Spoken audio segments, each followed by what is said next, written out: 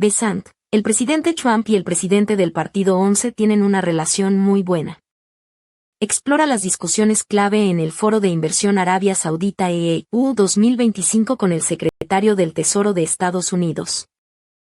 Such a privilege, as I said, to be with you both this morning. Your Excellency, thank you for hosting us. Thank you for putting on this extraordinary summit with His Excellency Minister Al-Falah. You and I had the privilege of working together 8 years ago on some of the extremely important partnerships and business deliverables, and we're really excited to have Secretary Besant with us, fresh off a flight from Geneva. I'm going to start with you, Mr. Secretary. You have had quite a few weeks and a very important meeting in Geneva, a series of meetings with the Chinese counterparts, and success. It sounds like you have made huge progress in the relationship, and the next 90 days are going to prove to be critical. Can you share a little bit more about the deal, how the talks went, and what you think will happen in the next 90 days? Good. Well, thank you, Dina, Excellency.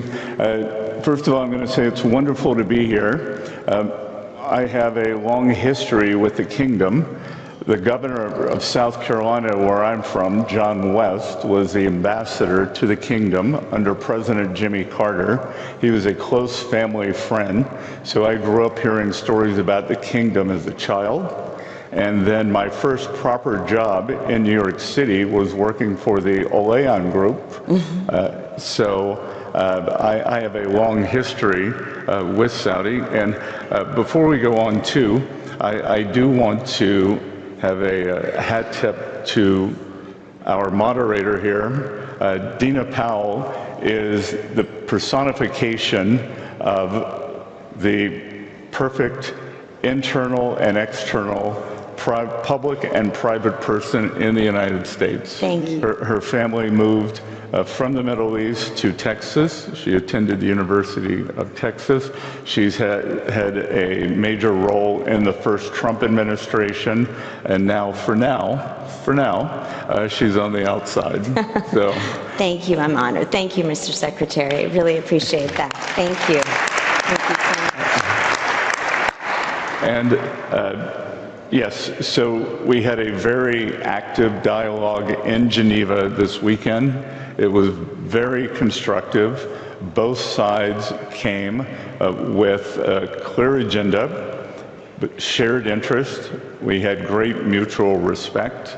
And I think what we were able to establish as President Trump and the administration began the tariff program, we had a plan, we had a process, and what we did not have with the Chinese was a mechanism. So the Vice Premier and I now call this the Geneva mechanism to prevent any misunderstandings, because President Trump and Party Chairman Xi have a very good relationship, but the relationship did not make its way down through other levels of government. So I think the important thing is that after this weekend, we have a mechanism to avoid escalation like we had before. We both agreed to bring the tariffs levels down 115%, which I think is very productive, because where we were with 145 and 125 was the equivalent of an unintended embargo. That is not healthy for the two largest economies in the world. It is not healthy for the rest of the world. So I think we can proceed from here. We have a very good framework, and as I said during IMF week in Washington about 3 or 4 weeks ago, there is a possibility, it's not a certainty, but that, as Ray Dalio might say, we could do a big, beautiful rebalancing. President Trump wants to rebalance the American economy back to a manufacturing economy with high precision manufacturing. I think everyone agrees, including Chinese leadership, that they need to rebalance towards more of a consumption and consumer economy. And the dream scenario would be if somehow we could do that together. And what do you think the next 90 days look like? It sounds like very productive meetings and now people talking to each other, as you say. Were there areas that you kind of put to the side or, really put everything on the table? I think everything is on the table. We have a very good framework from President Trump's first administration. There was a treaty that was signed, a trade treaty, a trade agreement that was signed in January 2020. So we're not starting from ground zero. We have a framework and we can go from there. Obviously, many things have changed over the past 5 years. And look, what we don't want, and both sides agreed, we do not want a generalized decoupling between the two largest economies in the world. What we want is the U.S. is going to decouple in strategic industries, which we saw during COVID. We had become woefully non-self-sufficient. So whether it's medicines, semiconductors, other strategic areas. So the United States will bring those industries home, but the idea isn't a generalized decoupling, and we do have a very large trade deficit with China. That could be solved in many ways, and my hope it is via Chinese buying more American goods and the U.S. selling a kind of opening up of the Chinese consumer, and then that will lead to more fair and balanced trade. One last question on trade. President Trump has tasked you and Ambassador Greer and Secretary Lutnick to look at other countries and hopefully have other deals like you did with the UK. Do you feel good about several of those also coming through in the next period of time?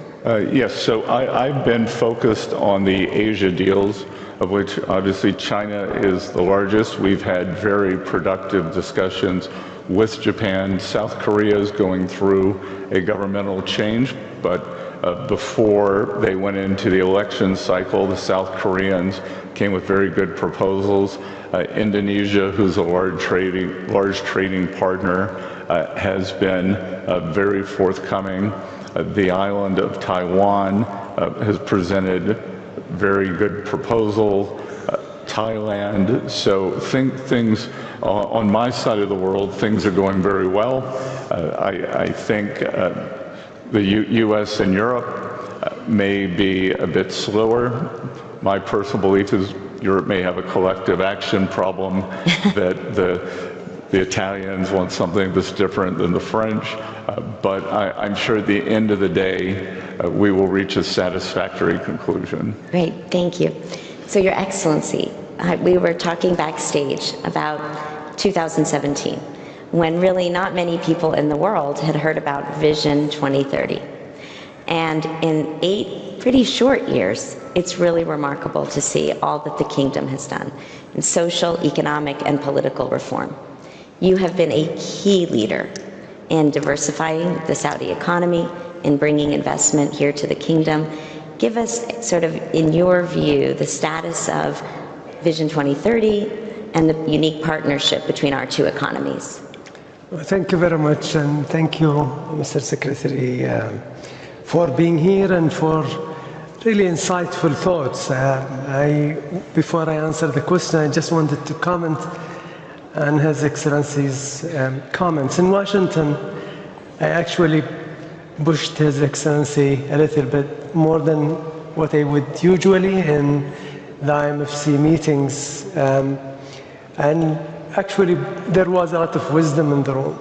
There was really, it gave me a lot of hope, and I actually spoke about it publicly, saying that what I've heard in Washington, and particularly from His Excellency, gives me a lot of confidence that the world is not as in a chaos or in a difficult situation as a lot of people are seeing it. I think there is a plan, and hopefully we will see a resolution, and we started seeing this. So thank you, Mr. Secretary.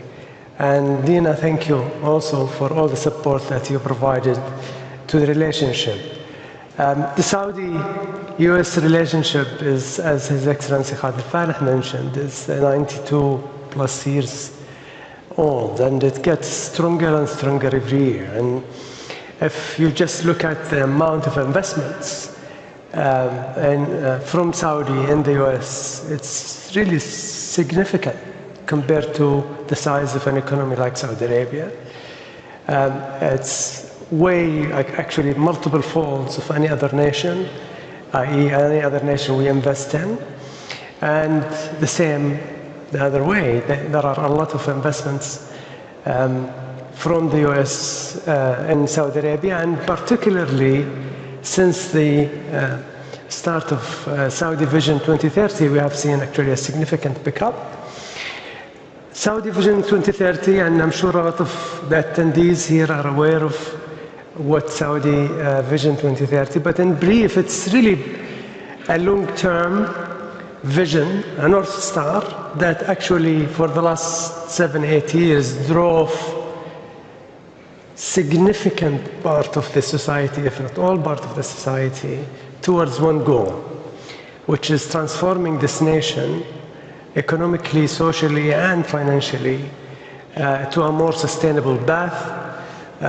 We were significantly reliant on one commodity for an extended period of time, which was basically so volatile. So you have the booms and busts in the economic cycles depending on where the oil price is, and that was not sustainable. So when you have a leadership that actually sets a very clear vision, mobilize the nation behind it, people of Saudi Arabia then really owns it, and they see that actually this is their vision, this is their country, this is their transformation.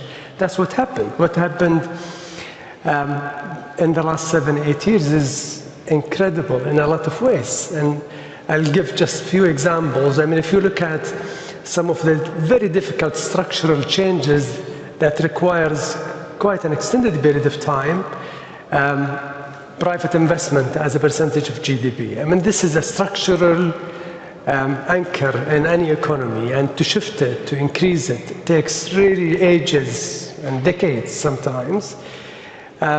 We had more than 50% growth in the private sector investment as a percentage of GDP, from 16, short of 16 to about 23% now. That is significant. Mm-hmm. This is a long-term investment. The capital formation is significant. Unemployment, we have in the last quarter the lowest unemployment in Saudi history ever, 3.5%. And amongst the nationals, amongst the Saudis, we have achieved our target for 2030 last quarter, which is 7%.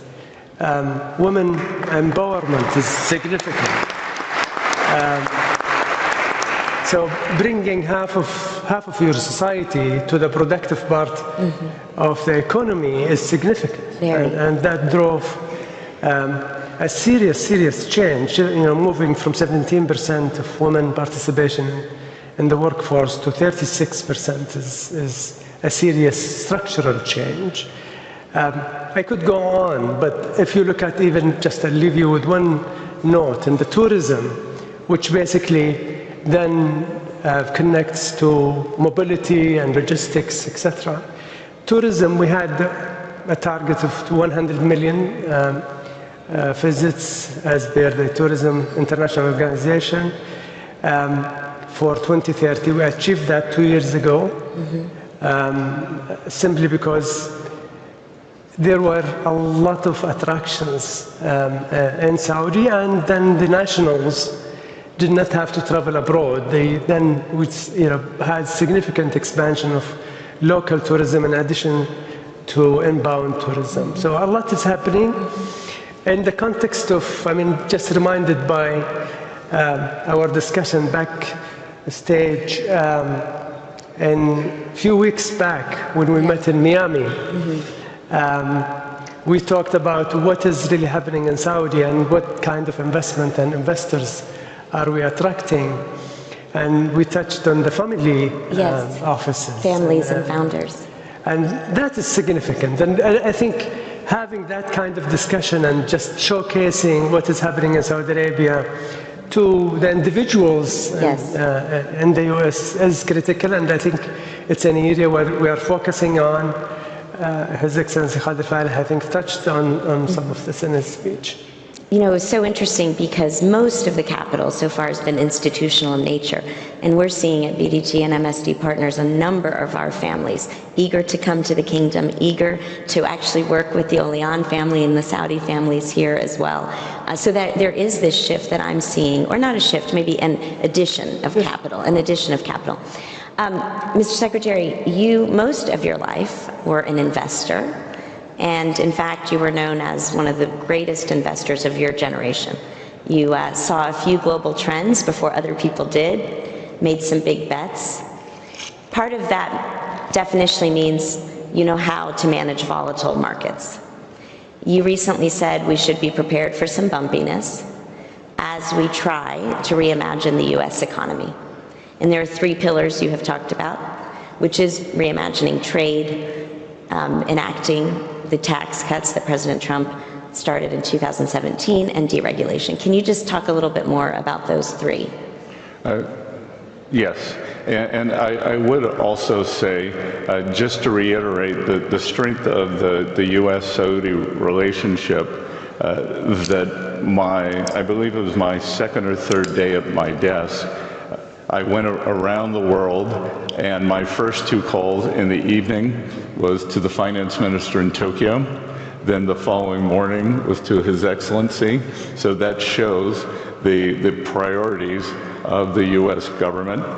This will be President Trump's first trip. This would have been President Trump's first trip abroad, if not for the death of the Pope. This will be his first state visit. What we are attempting to do in the U.S. is to further create it as the world's premier investment destination.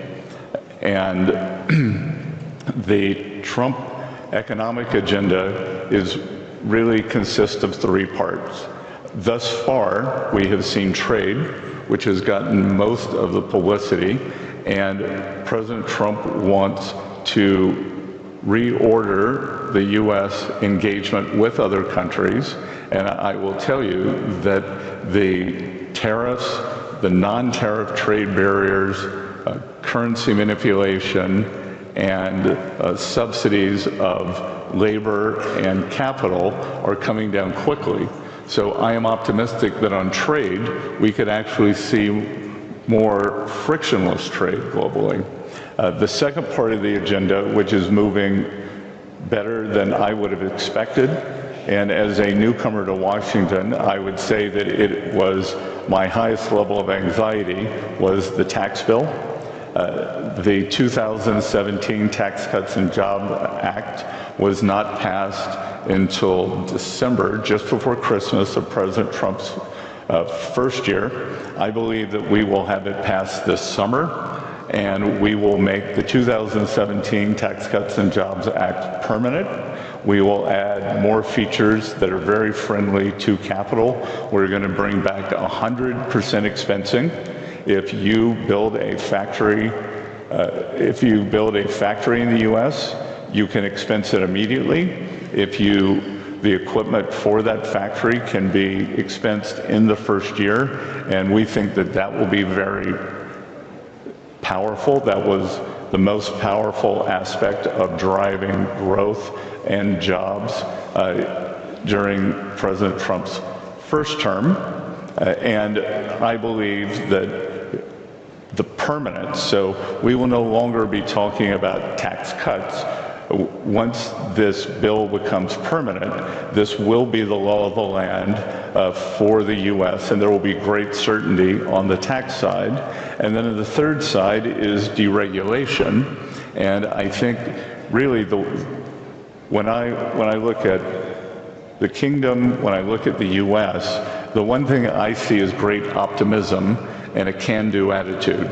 We've seen it in states, the U.S., we have a federal system, state to state. We've seen it in states like Texas, which has a very much a can-do attitude. Florida, we're seeing big migrations there. And what President Trump wants to do is make the rest of the United States more like Texas and Florida, where deregulation is down, permitting time is down.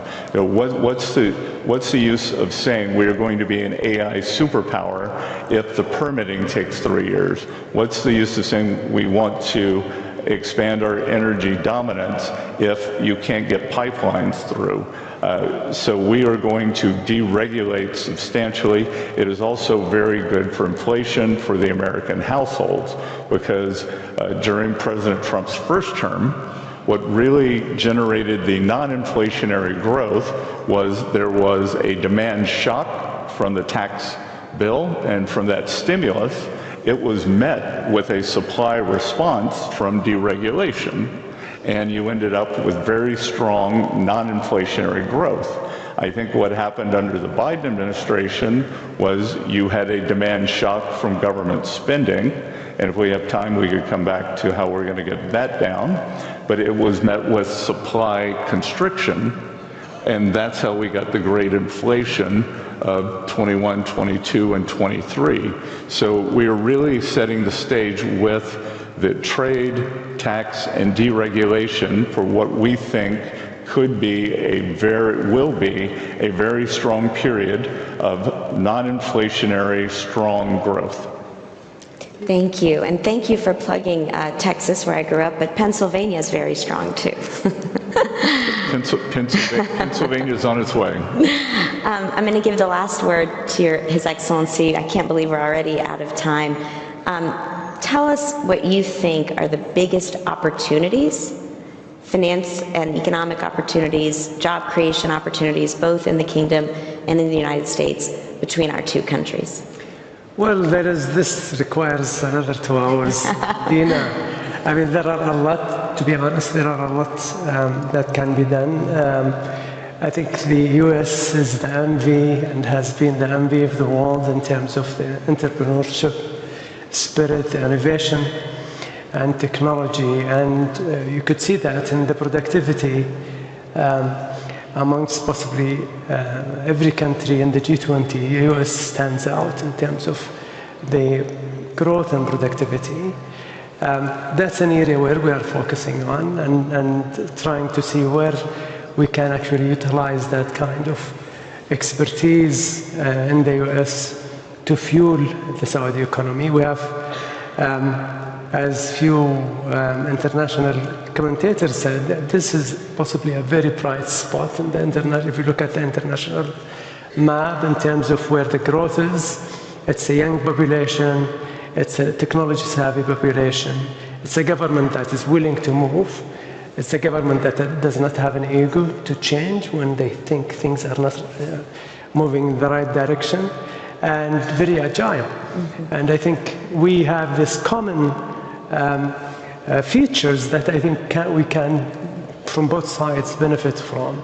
I would encourage, seriously, I would encourage investors who are not familiar with what is happening in Saudi to actually just have that opportunity to come and visit Saudi Arabia, meet with the Saudi investors and even the young population, to see how really very much positive thinking driven this population is. Terrific.